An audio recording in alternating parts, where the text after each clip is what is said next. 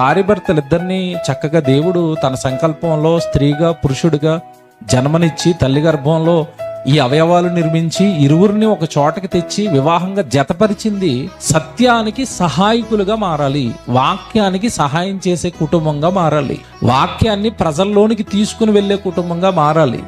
డేరాలు కుట్టుకుంటూ రోడ్డు పక్కన డేరాలు కుట్టుకుంటూ జీవనాన్ని కొనసాగిస్తున్నారు. బైబిల్లో మీకు కనబడతారు.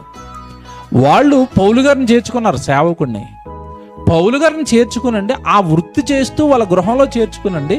పౌలు గారితోనండి ఆసియా ప్రాంతంలో చాలా పెద్ద సేవ జరగడానికి వాళ్ళు ఇరువురు కారణమయ్యారు.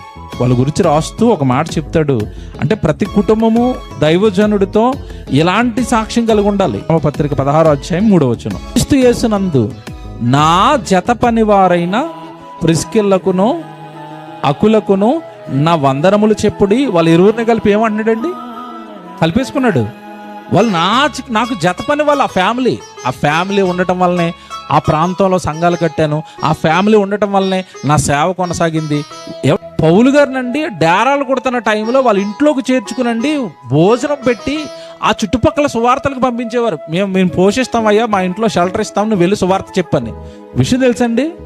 పౌలు గారు ఎక్కడికి వెళ్తే అక్కడ వివాదాలు, గొడవలు, ఆయన కొట్టడానికి, తిట్టడానికి, చంపడానికి అనేక మంది తరిమేవారు ఆయన్ని. ఎవరిని? పౌలు గారిని. ఇలాంటి గొడవలతో దేవుడు పని జరిగిస్తాను అతన్ని మా ఇంట్లో చేర్చుకున్నాం అనుకోండి, ఆ వివాదాలు, ఆ గొడవలు, ఆ పగలన్నీ ఎవరి మీదకి వస్తాయి? వీళ్ళ మీదకే వస్తాయి. కానీ వాళ్ళు ఏం చేశారు తెలుసండి?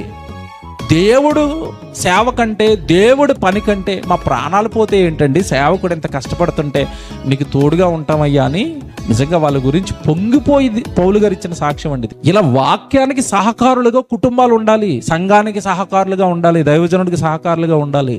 అలా ఉన్న కుటుంబమే ఆ రోజు ఇప్పుడు మనం చదువుకుంటున్న అకుల, ప్రిస్కిల్ల.